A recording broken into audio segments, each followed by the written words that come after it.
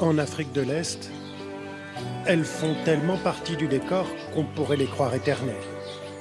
Et ce d'autant plus qu'il est relativement facile de voir des girafes en groupe dans les nombreuses réserves du continent. Là, il y en a une quinzaine autour de nous.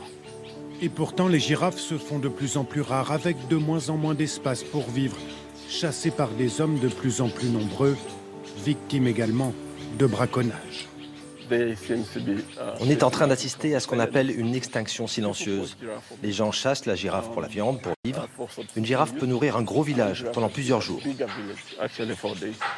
En 30 ans, le nombre de girafes a diminué de 40%, considéré aujourd'hui comme une espèce vulnérable qu'il convient de protéger.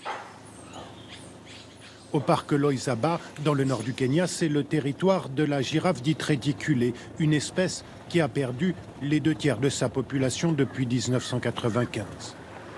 Et pourtant, Simon Massaïne n'a pas trop de mal à les repérer. Elles sont trop grandes pour se cacher. On peut les voir au-dessus des arbres. Ce chercheur dirige une étude sans précédent sur les girafes.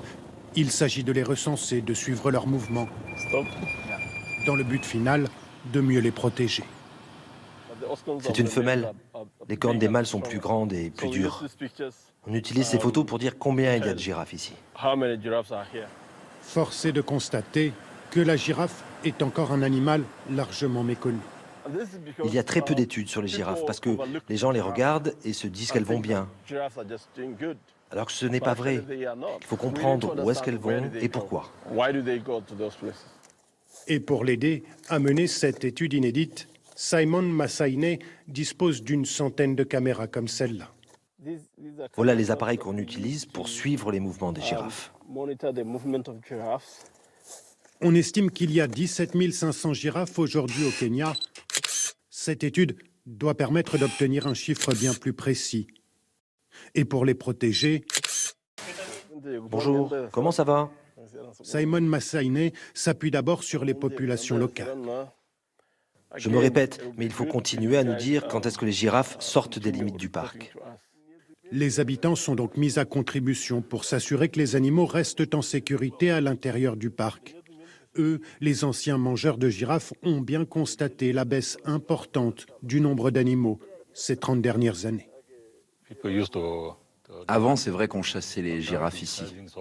Mais c'est fini. Maintenant, on les protège. Ce serait une catastrophe si les girafes disparaissaient complètement de cette zone. Je veux que mes petits-enfants voient les girafes comme nous avant et comme les touristes qui viennent du monde entier.